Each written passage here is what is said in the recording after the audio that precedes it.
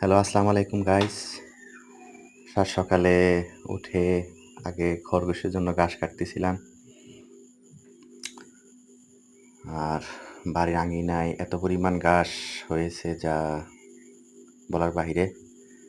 অ্যা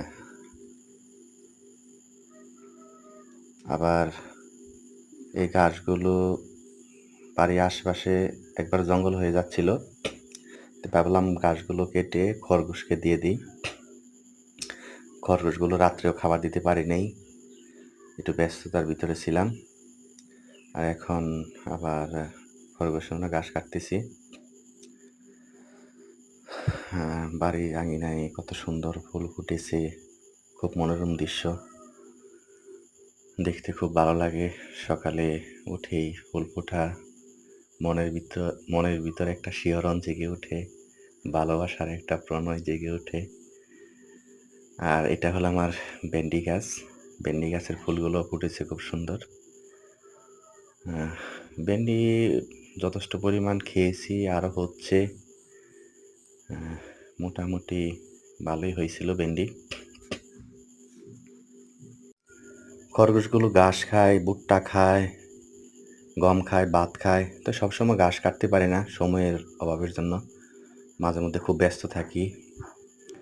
এই জন্য আবার বোম্বাই মরিচ বলি আর কি আমরা। বোম্বাই মরিচের গাছগুলো মরে যাচ্ছে বৃষ্টিতে। অপরন্ত বৃষ্টি হচ্ছে কয়েকদিন ধরে পটুয়াখালীতে। আমি আসলে পটুয়াখালীতে থাকি।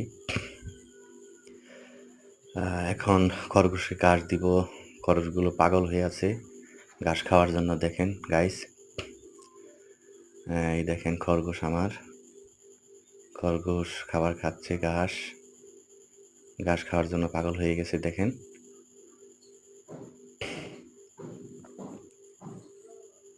ঘাস খাইতেছে। একটা সময় খরগোশ ভরা ছিল আমার ঘর। অনেকগুলো বিক্রি করে দিছি। এখন আজকে বেশি করে ঘাস দিতেছি।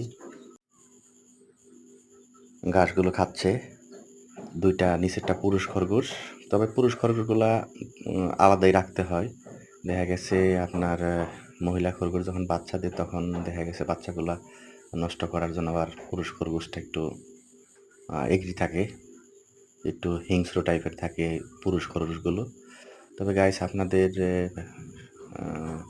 সবাইকে বলবো আমার এই ব্লগটাকে সাবস্ক্রাইব করে দিবেন, বেশি বেশি লাইক কমেন্ট করবেন, পাশে থাকবেন। সবাইকে অনেক অনেক ধন্যবাদ। আসসালামু আলাইকুম রহমতুল্লাহ।